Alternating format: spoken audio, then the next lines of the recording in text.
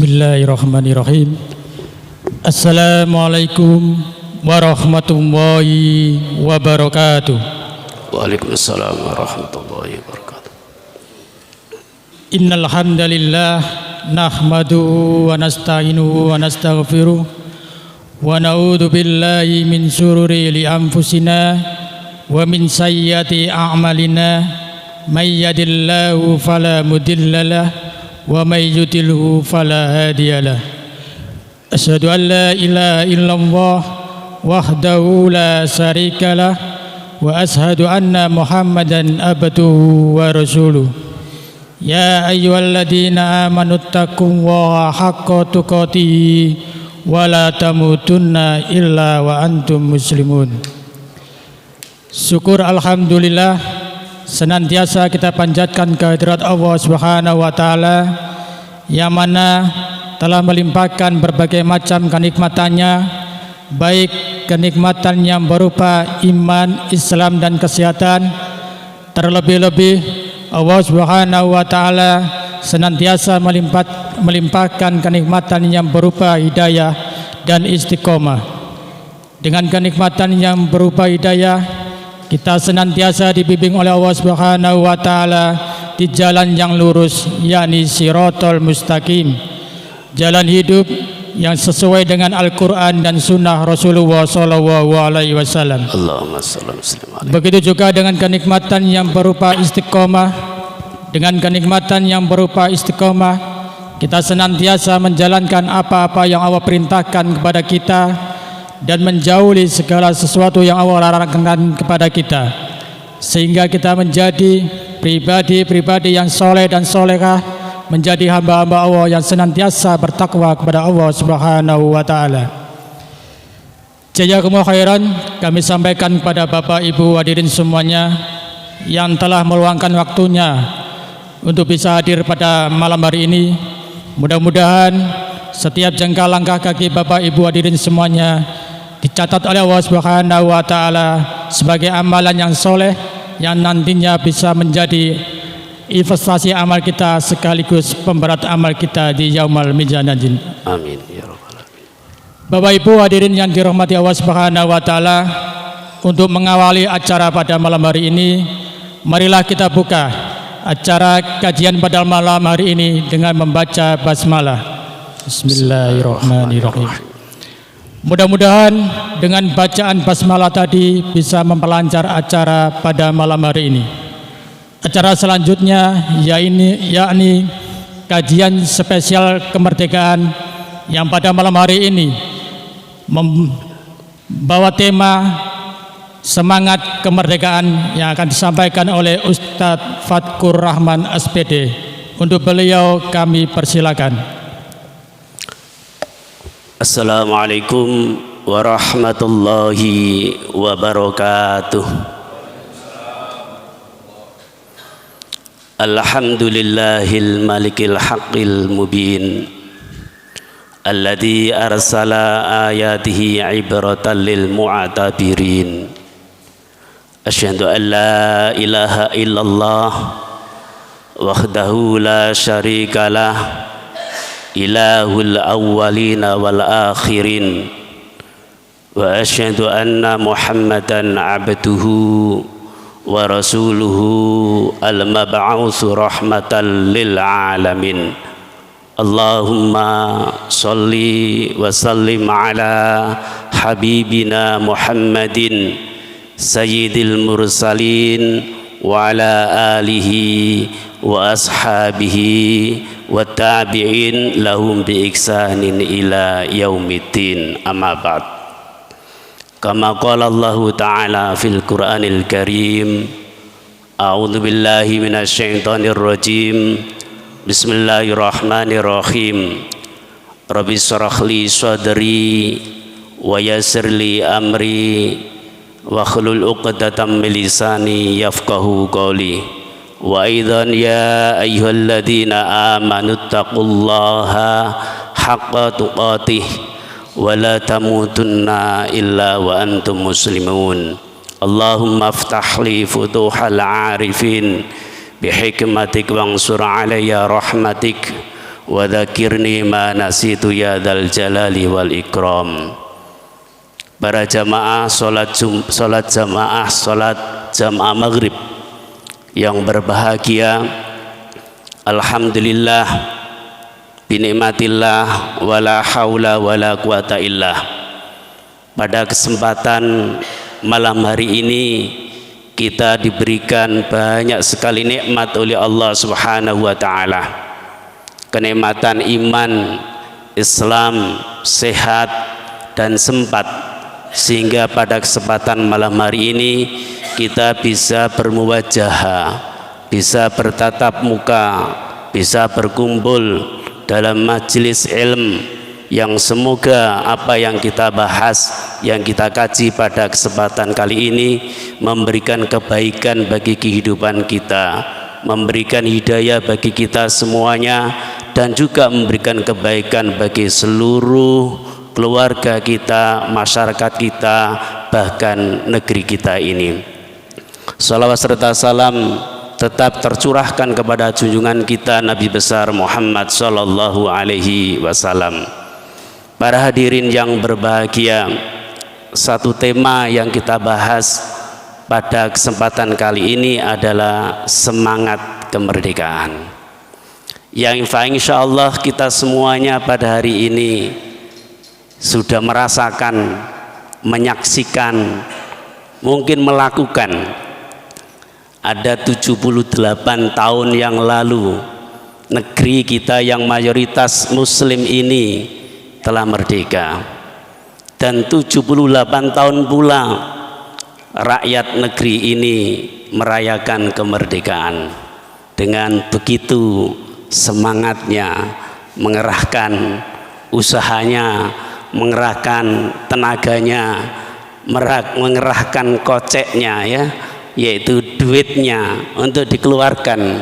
Bahkan bisa jadi adalah waktu kerja pun bisa diliburkan dalam rangka untuk merayakan kemerdekaan.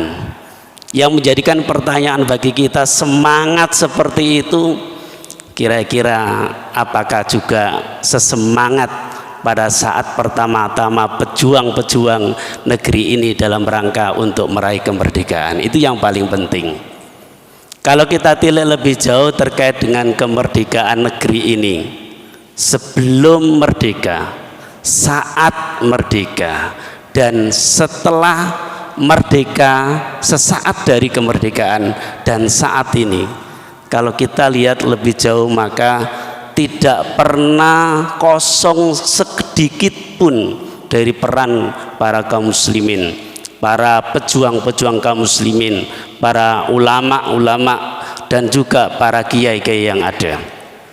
Kalau kita lihat dari sebelum kemerdekaan jauh hari, maka kita mengetahui bahwa Nusantara sebelum Indonesia tegak atau berdiri itu ternyata adalah di seluruh belahan negeri-negeri yang ada, itu semuanya di bawah kepemimpinan Islam. Kalau kita lihat lari ke Samudra Pasai, maka ada kerajaan Samudra Pasai di Aceh, kekuasaan Islam. Kita lari ke Ternate, ke Tidore, itu adalah kerajaan-kerajaan Islam. Kalau kita lari ke daerah Pulau Jawa, ke arah barat, maka di sana ada kerajaan Demak, kerajaan Banten, kemudian kerajaan Mataram Islam. Kemudian lari lagi ke arah timur ke daerah Jawa, maka itu juga ada kerajaan Kasunanan Giri yang berada di Gresik. Artinya bahwa perjuangan sebelum jauh kemerdekaan negeri ini itu di bawah tampuk kepemimpinan dan juga kekuasaan dari Islam itu sendiri. Walaupun pada saat itu adalah perlawanan-perlawanan yang dilakukan oleh kaum muslimin dan penguasa-penguasa muslim itu adalah belum bersatu padu, belum saling jahit-menjahit, belum bersinergis, tapi adalah menurut daerahnya masing-masing. Saat penjajah mau masuk ke Ternate, maka kerajaan Ternate berjuang untuk mengusirnya. Pada saat itu masuk ke Tidore, kemudian mengusirnya. Pada saat masuk ke daerah Demak, kerajaan Demak mengusirnya. Pada saat yaitu mau masuk ke Banten mengusirnya, pada saat mau masuk ke Keraton Yogyakarta Mataram Islam kemudian juga mengusirnya, pada saat yaitu mau masuk ke daerah Surabaya maka kerajaan Sunan Giri yang juga menguasai wilayah Surabaya juga mengusirnya. Dan dari situ kemudian muncul para pejuang-pejuang negeri ini yang semuanya adalah para santri dan para ulama.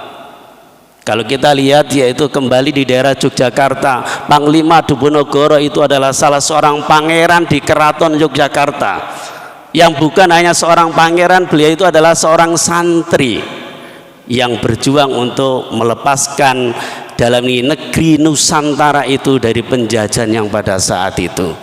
Kenapa mereka berjuang itu?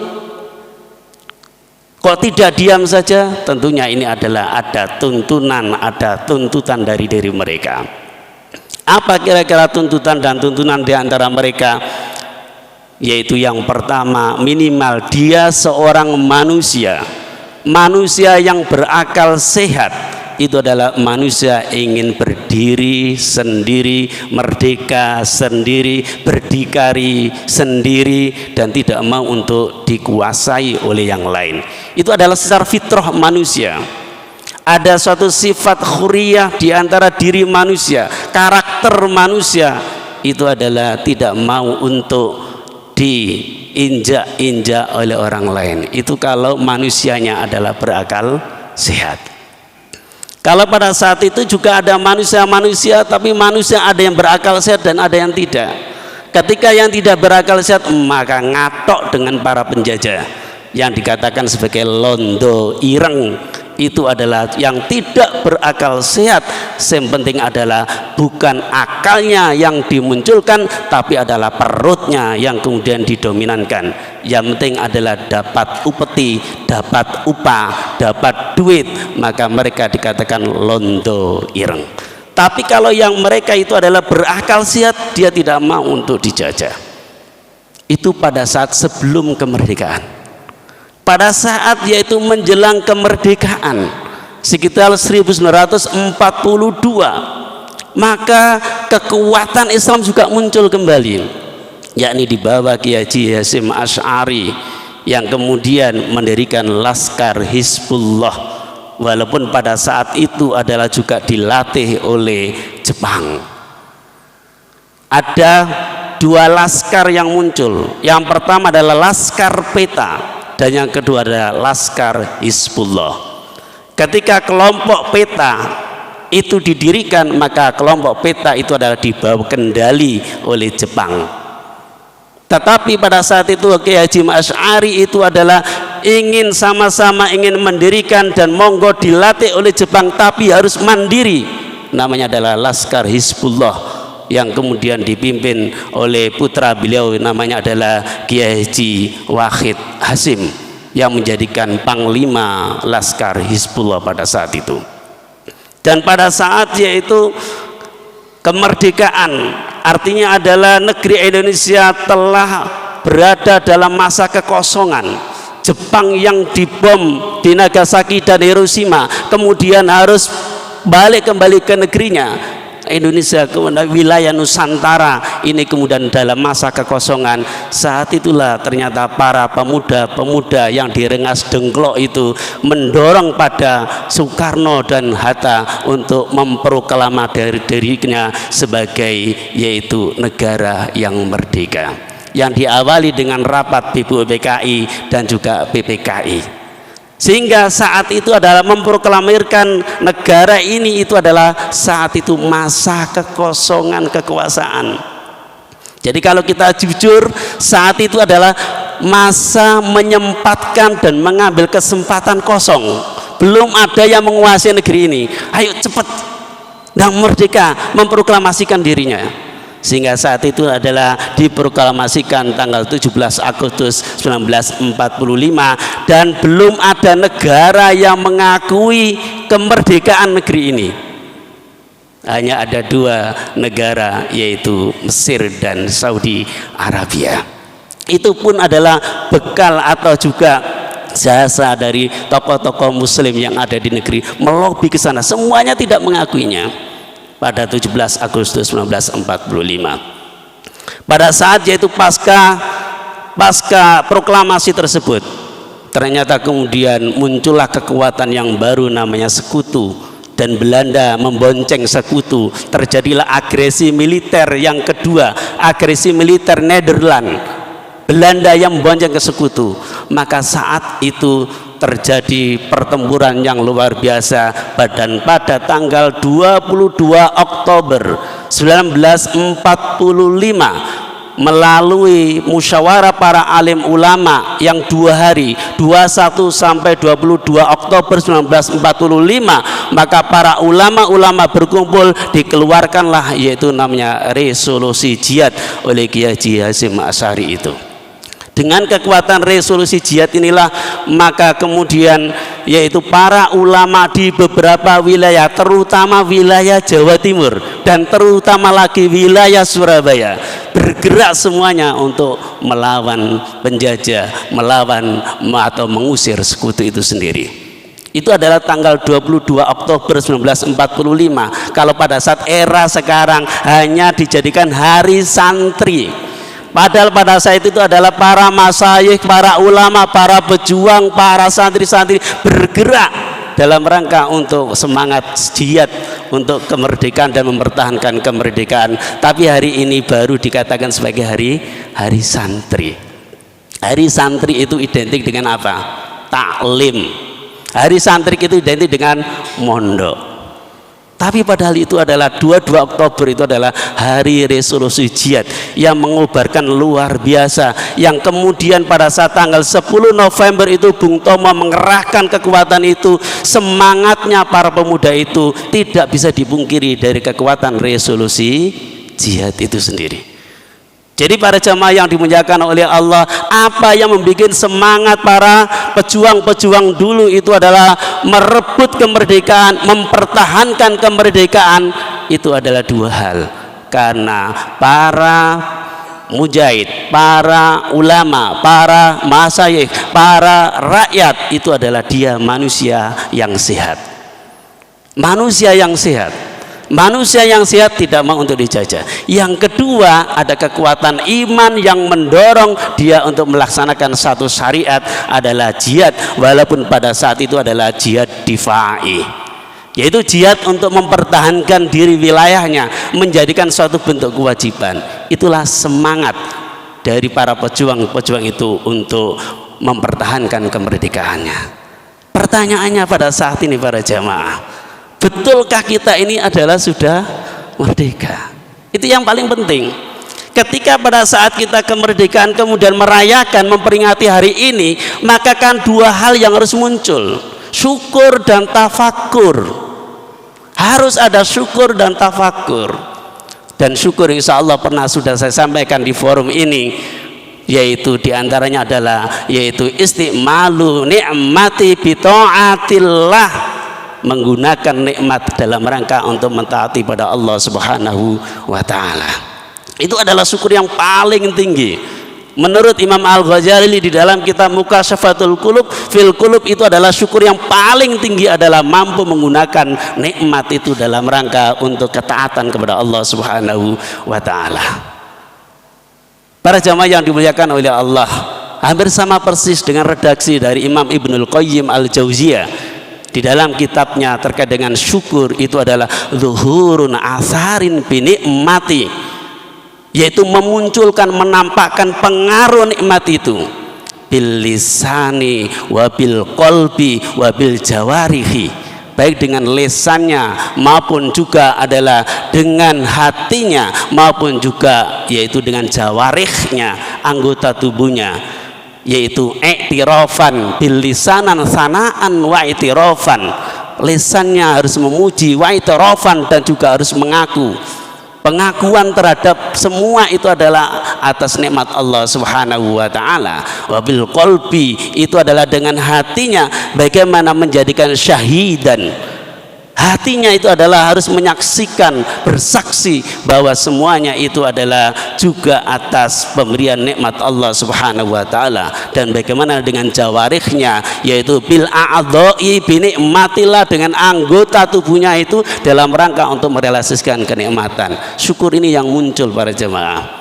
Artinya adalah Pak, mulai lisan, tangan, langkah kita semuanya dalam rangka untuk taat pada Allah. Pertanyaannya hari ini, meramaikannya apakah memang selaras dengan ketaatan pada Allah, atau justru banyak yang melanggar ketaatan pada Allah Subhanahu wa taala? Kalau banyak melanggar ketaatan pada Allah, banyak melanggar pada syariat Allah Subhanahu wa taala, maka pada hakikatnya adalah belum syukur atas nikmat Allah dalam rangka untuk mereka kemerdekaan itu sendiri.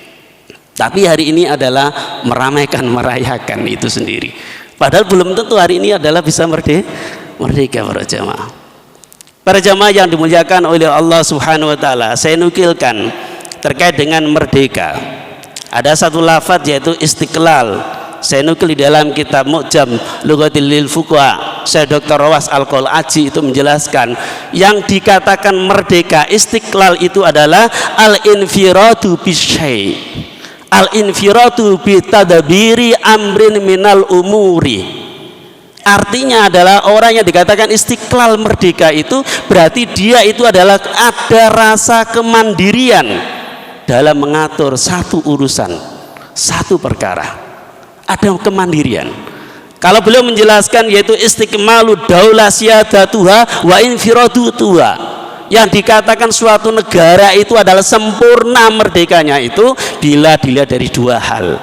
Yang pertama adalah siyadatuha, kedaulatannya. Yang kedua adalah infiraduha, kemandiriannya. Infiraduha bitadabiri su'uniya ad-dakhiliyah wal kharijiyah binafsiyah.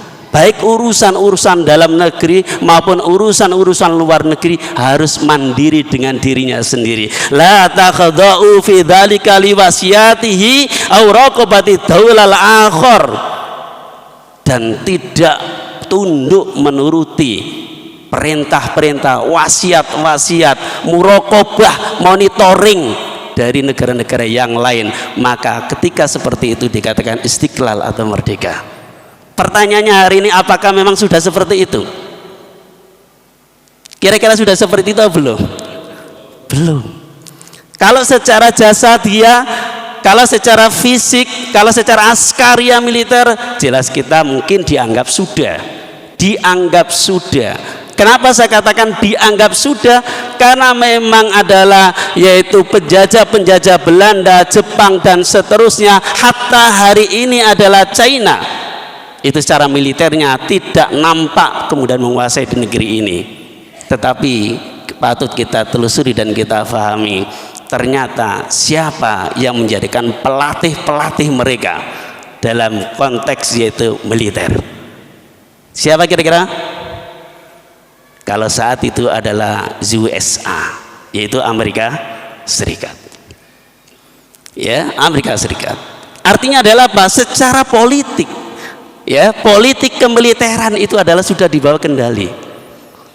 Ya, alat-alat kemiliteran kalau hari ini kita lihat, kira-kira kita buat sendiri atau tidak? Kan kita nggak buat sendiri. Persenjataan, kalau persenjataan yang dimiliki oleh militer-militer kita rata-rata adalah beli. Pesawat-pesawat militer tempur rata-rata adalah beli. Pesawat Sukhoi beli. Kalau kita lihat lebih jauh pada saat yaitu militer itu beli, alat-alat industri itu beli, persenjataan itu beli, kemudian ketentaraan beli, kendaraan itu semuanya beli, maka harus kita ketahui bahwa mereka juga harus ada perjanjian di antara hak cipta dari alat-alat militer itu. Tidak boleh membuat peluru sendiri, tidak boleh membuat alat-alat sendiri, onderdilnya harus beli semuanya ke sana. Kita bayangkan ketika pada saat terjadi mau pertempuran negeri Indonesia dengan mereka, oke, pakai senjata apa? Senjata ini, mohon maaf, tidak boleh beli pelurunya lagi, sudah KO itu. Artinya adalah alat-alat industri berat itu adalah kita sudah yaitu terjajah itu sendiri. Para jamaah yang dimuliakan oleh Allah Subhanahu wa taala, belum lagi dalam aspek siasah politik hari ini.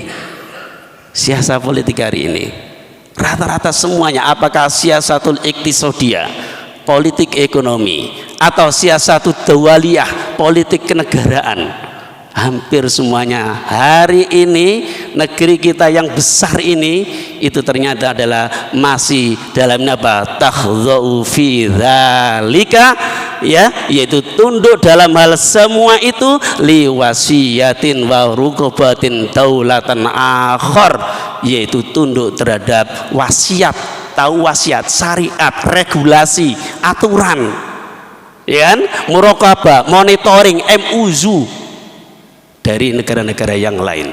Berarti saat itu adalah secara hakikinya negeri kita ini adalah belum merdeka, belum istiqlal. Ini kalau kita lihat definisi merdeka, istiqlal menurut ulama, yaitu di dalam kitab Mu'jam Lughalil Fuqaha Syekh Dr. Rawas Al-Qalaji.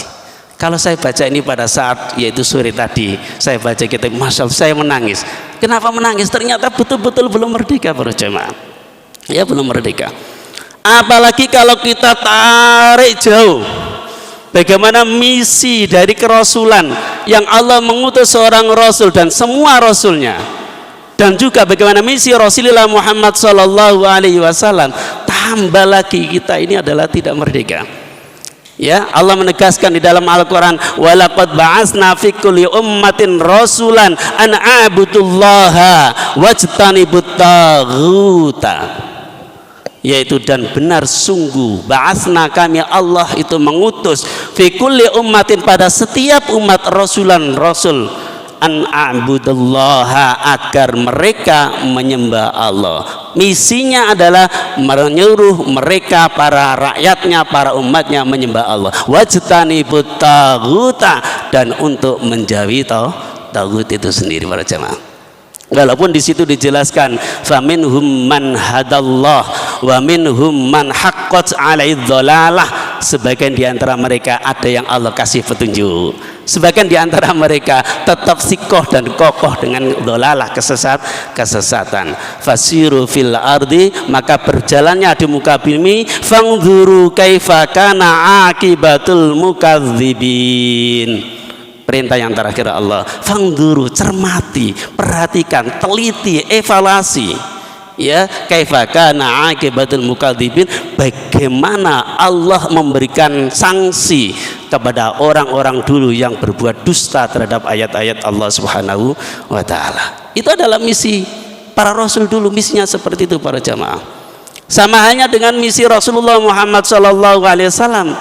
Ya, ini pada saat Rasulullah menulis surat ke penduduk Najran, beliau menjelaskan, amma batu fa'ani adukum ila ibadatillah min ibadatil ibad, ya, wada'ukum ila wilayatillah min wilayatil ibad, yaitu aku maka fa'ani, maka sungguh aku adukum, menyeru kalian semuanya wahai penduduk Najran, ila ibadatillah, untuk menyembah pada Allah SWT, ya, min ibadatil ibad, untuk meninggalkan, menjauhi penghambaan kepada hamba, wada'ukum ila wilayatillah, menyeru kepada kalian semuanya menuju kepada kekuasaan Allah, min wilayatil ibad, dan menyeru pada kalian semuanya menjauhi kekuasaan selain Allah, yakni kekuasaan hamba.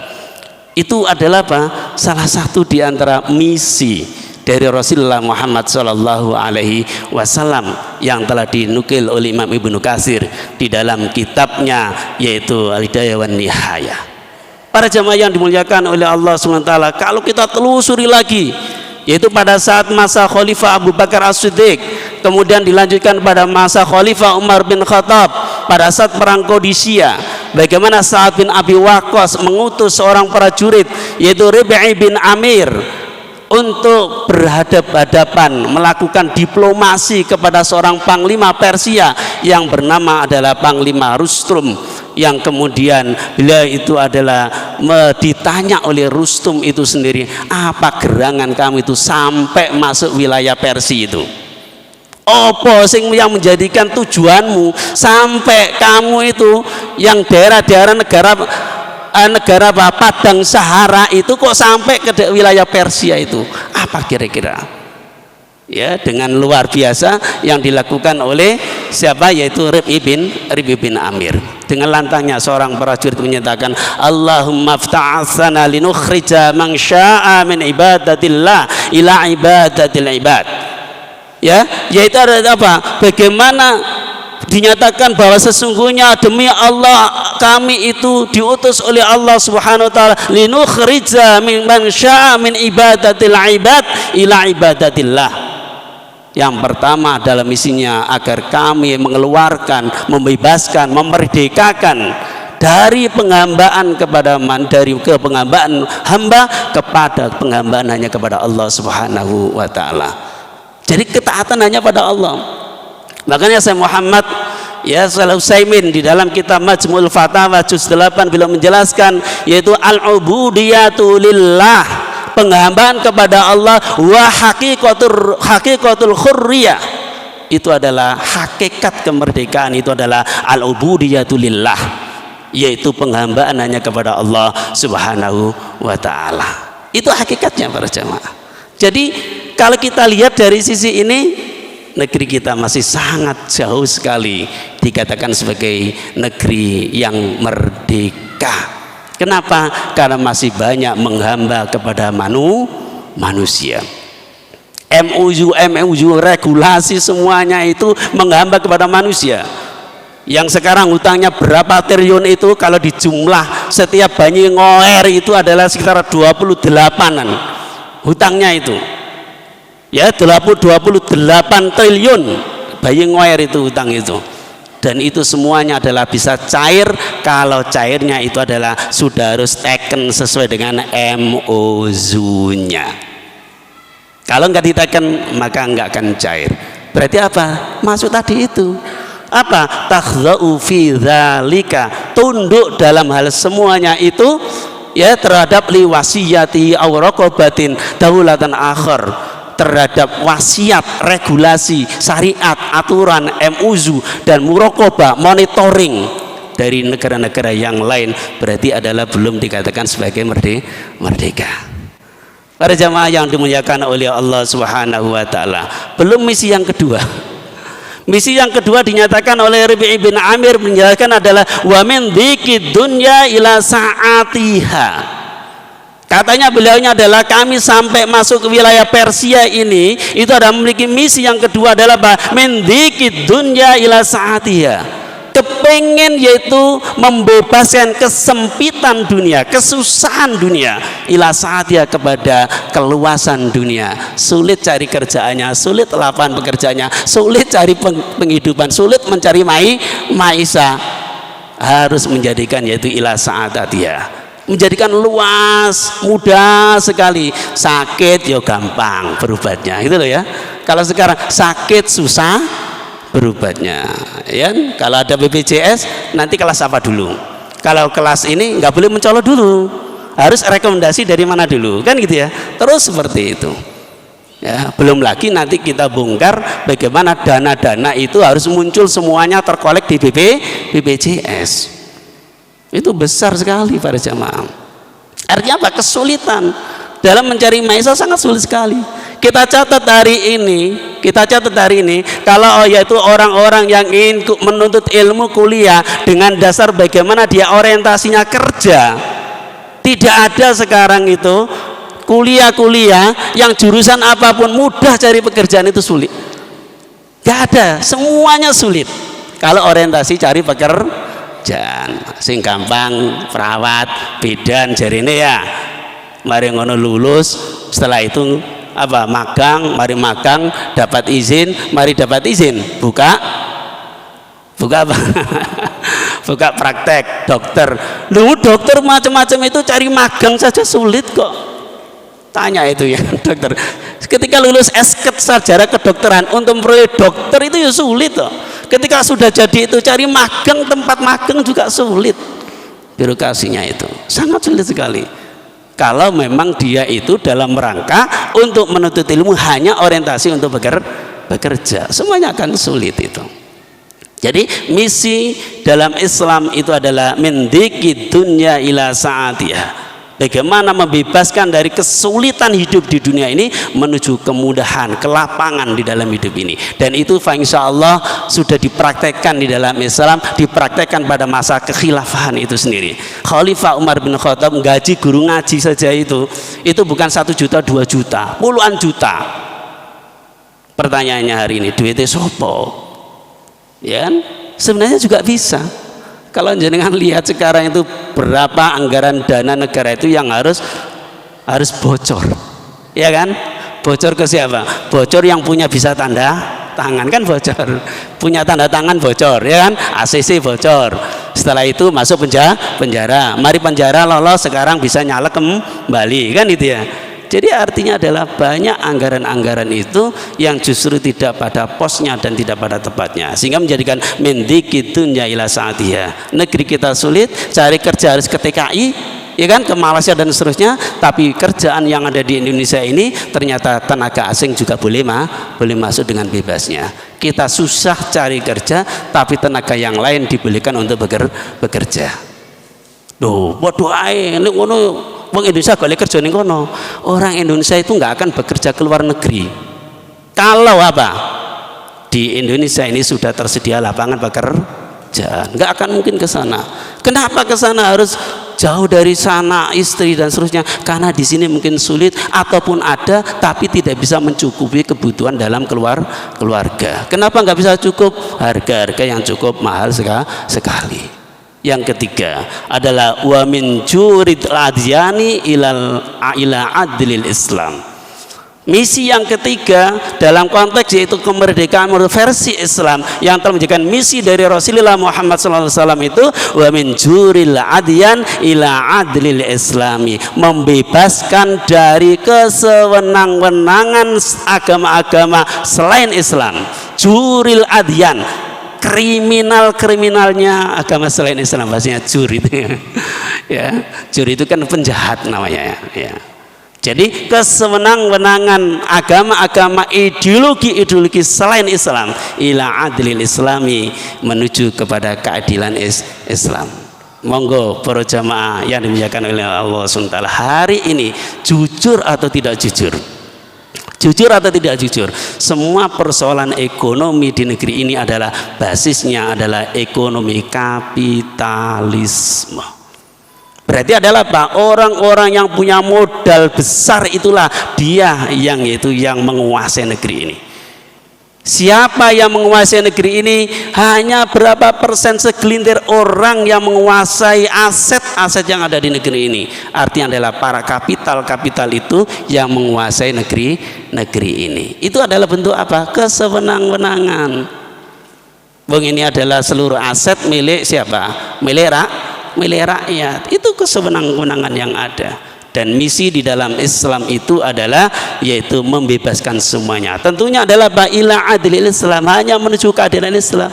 Keadilan Islam itu akan muncul kalau memang syariat Islam itu dilaksanakan, diterapkan. Syariat Islam yang tidak diterapkan, nggak akan muncul keadilan Islam itu. Dan itu bisa dilakukan dengan seperti yang dilakukan oleh Rasulullah Muhammad Sallallahu Alaihi Wasallam dalam konteks hadis sederhana sekali, yaitu dinyatakan sebagai wakul ja'al haqqu wa zaqal batil innal batila kana zahuqa. Jadi harus banyak menjadikan penyampai kebenaran. Insya Allah kebenaran itulah, Islam itulah nanti akan mampu mengalahkan semuanya. Para jamaah yang dimuliakan oleh Allah Subhanahu wa taala, karena kita keterbatasan waktu ya, keterbatasan waktu. Jadi intinya adalah kalau kita sudah menemukan hari ini secara ekonomi, secara politik, secara pekerjaan semuanya belum merdeka, berarti kita harus mengambil semangat dari para pejuang dulu. Apa semangatnya? Semangat yang pertama, kita jadikan hari ini menjadikan orang yang berakal sehat. Orang yang berakal sehat gak akan mungkin mau ditindas oleh orang lain dan gak mau mungkin dikuasai oleh orang lain. Itu yang pertama. Yang kedua adalah semangat keimanan dalam rangka melahirkan semangat untuk jihad, dalam rangka memperjuangkan Islam inilah yang harus kemudian kita munculkan jerih payah kita lakukan, kita kerahkan, sehingga badlul wus'i fil qitali li'ila'i kalimatillah, mengerahkan kemampuan, daya, upaya, fisik, pikiran, harta, dan semuanya dalam rangka fil qitali fisabilillah, dalam perang di jalan Allah, li'ila'i kalimatillah, untuk menegakkan kalimat Allah. Itulah yang harus semangat itu kita munculkan. Kalau sudah seperti itu, maka sungguh cerita-cerita sejarah kemerdekaan itu akan menjadikan ibrah, pelajaran bagi kita semuanya, sehingga kita menjadikan hamba-hamba Allah yang senantiasa taat pada Allah Subhanahu wa taala. Saya kira itu sebagai pengantar pada pertemuan kita kali ini. Bila nanti ada hal yang butuh didiskusikan, mari sama-sama nanti kita diskusikan bersama. Ihdinas shiratal mustaqim. Assalamualaikum warahmatullahi wabarakatuh. Kita break sejenak untuk adzan.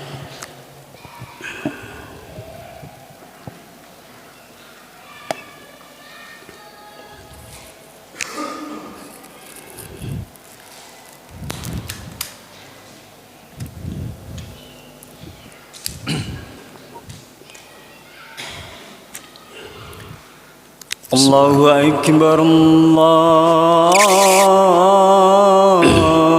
Akbar, Allahu Akbar, Allahu Akbar, Allahu Akbar, Allahu Akbar, Allahu Akbar. Asyhadu an la ilaha illallah, Allahu Akbar, Allahu Akbar. أشهد أن لا إله إلا الله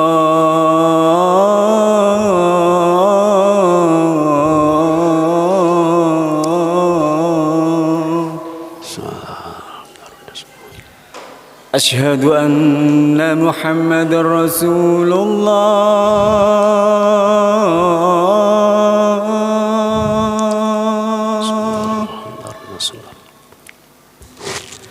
أشهد أن محمد رسول الله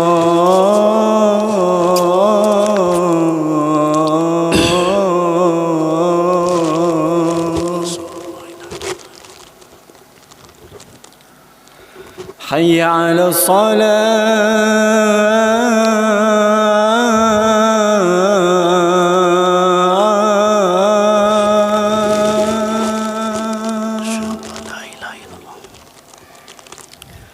حي على الصلاة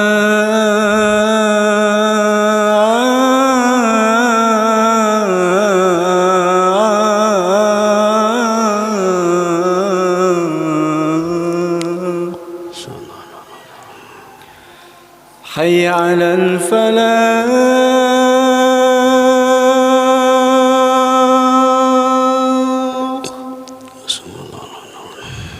حي على الفلاح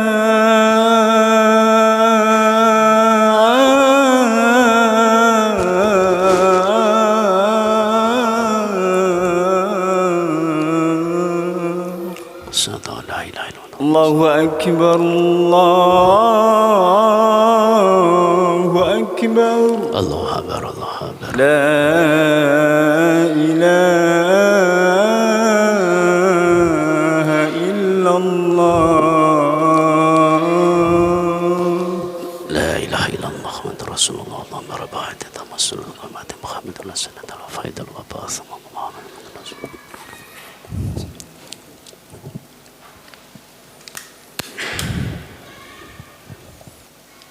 Jazakumullah khairan kami sampaikan kepada Ustadz Fatkur Rahman yang telah menyampaikan materi pada malam hari ini.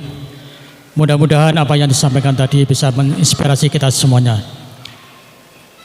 Untuk acara selanjutnya yakni sesi tanya jawab, bagi Bapak Ibu hadirin semuanya yang ingin bertanya tentang materi pada malam hari ini, kami persilakan.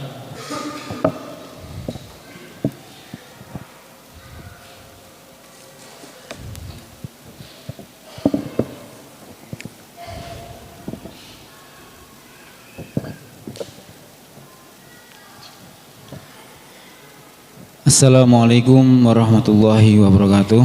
Waalaikumsalam warahmatullahi wabarakatuh. Alhamdulillah, jazakumullah atas waktunya. Begini Ustadz, yang ingin kami tanyakan, bagaimanakah kita sebagai warga negara Indonesia ini untuk mewujudkan negara Indonesia ini yang merdeka secara hakiki seperti yang Ustadz jelaskan tadi. Apakah dengan memilih seorang pemimpin yang adil, apakah bisa merubah negara kita ini menjadi negara yang adil dan merdeka?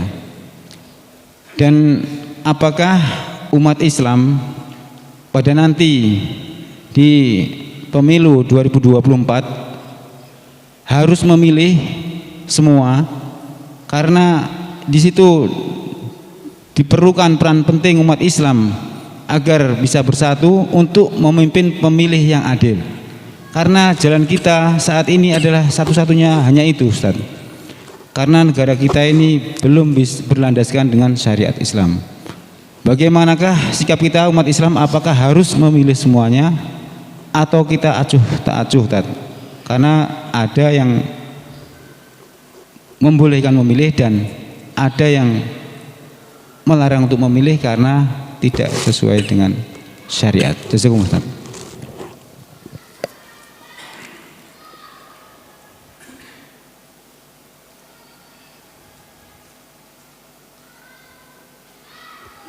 Langsung. Baik ya, jazakallahu khairul jaza atas umpan balik atau pertanyaan yang disampaikan ke ana. Yang pertama, perlu digarisbawahi dulu tentang konsep dari kemerdekaan secara hakiki tadi ya, yaitu insya Allah jelas ya, berarti ada tiga hal tadi. Dan yang pertama adalah penghambaan hanya kepada Allah ya, ketaatan hanya pada Allah. Pokoknya yang kalau selain penghambaan pada Allah pasti menghamba pada selain Allah. Itu kalau pernyataan dari dalam ini yaitu Syekh Utsaimin itu menjelaskan al-ubudiyatu lillahi ya huwa haqiqatul khuriyah ya wa man lam ta'abbad ilallah, barang siapa yang tidak menghamba kepada Allah maka adalah fa'abid ila ghairillah, pasti dia menghamba kepada selain Allah. Itu rumus yang singkatnya itu harus terrealisasi. Yang kedua, dengan misi yang disampaikan oleh Rib'i bin Amir tadi, min dzikitunya ila saatiha, kesulitan hidup itu kan berarti persoalan pengaturan dalam kehidupan dunia ya. Kemudian yang ketiga, ya ini prinsip terkait dengan yaitu mengubah dari min juril adyani ila adilil Islam, maka itu adalah bentuk untuk menerapkan Islam itu. Nah, dalam hal konteks inilah kita harus merujuk siapakah yang membawa misi pertama kali ini. Itu yang pertama. Siapa yang membawa misi? Insyaallah kita pasti sudah menjawab Rasulullah Muhammad Sallallahu Alaihi Wasallam. Itu yang membawa misi pertama kali.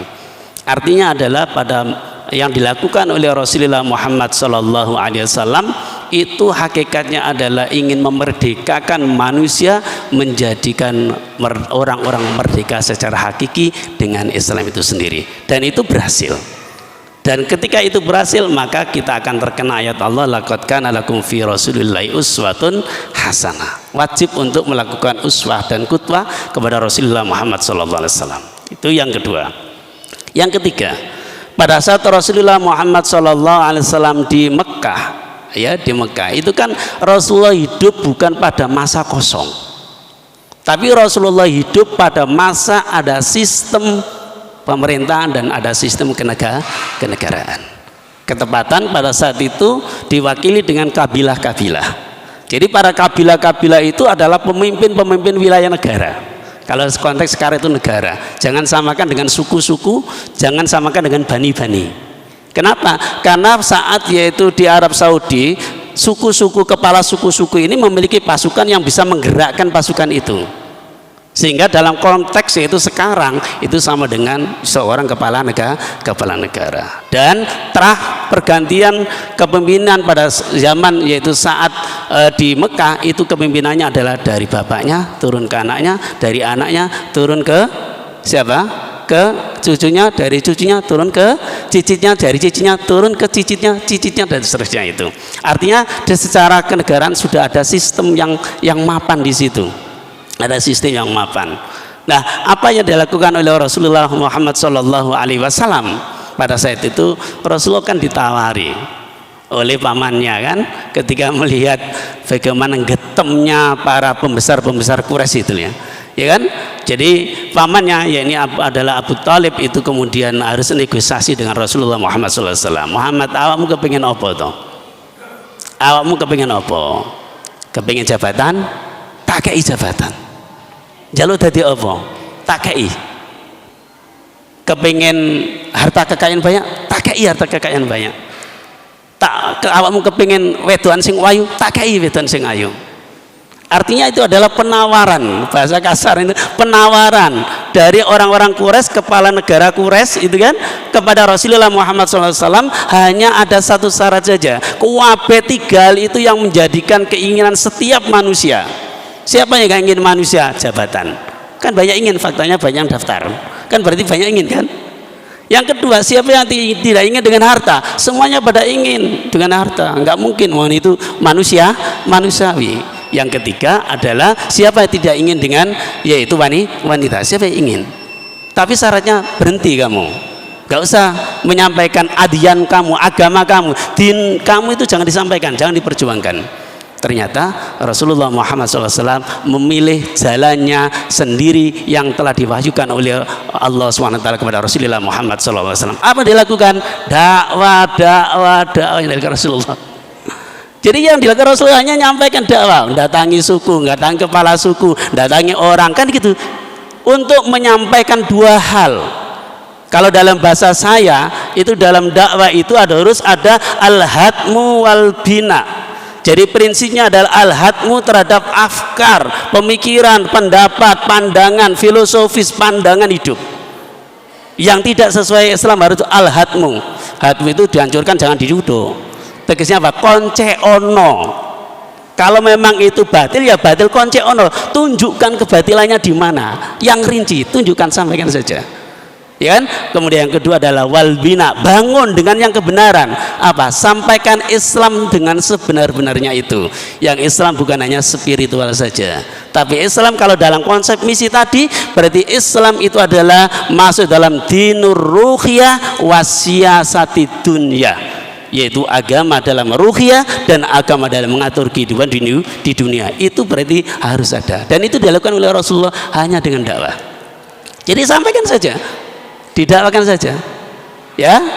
Ini banyak kepada siapa? Kepada siapapun, termasuk pada penguasa, kepala suku, orang yang memiliki kekuatan, tertarik, wis oke. Ternyata Allah menakdirkan, kemudian pada saat musim haji Rasulullah melakukan dakwah kepada orang Aus dan Khazraj, ya kan, pada saat melaksanakan ibadah haji, yang kemudian setelah itu adalah diikuti dengan delegasi Rasulullah. Mus'ab bin Umair ke Madinah membimbing di sana, berangkat lagi, muncullah Bai'ah Aqabah berikutnya kan. Saat itulah kemudian di Madinah suasananya hanya dua yang dibicarakan, Islam Rasul, Islam Rasul, Islam Rasul. Kalau sudah seperti itu, saat itulah kemudian Rasulullah mendapatkan perintah oleh Allah hijrah, dan hijrahnya ke Madinah. Saat itulah Rasulullah yaitu menjadikan seorang kepala negara. Tentunya ini adalah butuh bersabar para jemaah. Betul. Jadi yang dilakukan adalah dakwah. Itu pertanyaan jawabannya. Nah, bagaimana terkait dengan intikhab? Intikhabul amah dalam bahasa pemilihan umum. Intikhab itu kan uslub, teknik saja kan, teknik. Dan uslub itu ibahah boleh. Secara hukum asalnya intikhabul amah itu boleh. Nah, pertanyaannya adalah tinggal perbedaannya apa? Siapa yang kamu pilih? Dengan apa dia memimpin, itu persoalannya. Ya kan? Siapa yang kamu pilih dan bagaimana dia memimpin nanti dengan apa, itu yang paling penting. Karena prinsipnya dua tadi itu. Yang pertama ubudiyah sebagai hakikat kemerdekaan, dan yang kedua itu adalah apa? Yaitu siasatu dunia, mengatur urusan dunia. Tapi ini wong apik secara calonnya harus bagus, pribadinya harus bagus. Tapi yang kedua juga dengan apa dia harus memimpin. Itu loh. Karena siasatu dunia. Kalau yaitu yang dia memimpinnya dengan syariat Allah, dengan syariat Islam, orangnya baik, dengan syariat Islam dia akan memimpinnya, laisa muskilah. Tapi kalau adalah orangnya baik, tapi ketika dia memimpin tidak dengan syariat Allah, kan berarti kita membantu dalam hal persoalan untuk melaksanakan sesuatu yang tidak sesuai syariat Allah Subhanahu wa ta'ala. Itulah kejelian yang harus kita munculkan pada kesempatan kali ini. Kenapa? Bukan kita berpikir sekarang ini, kita dalam berjuang berpikir adalah sampai kapan. Kita berpikir bukan saat saya, tapi berpikir adalah sampai anak cucu-cucu kita, dan pada saat itu kita nanti akan dihisab oleh Allah Subhanahu wa ta'ala. Insya Allah seperti itu. Detailnya nanti bisa ngobrol ya. Oke, ngoten Ustaz.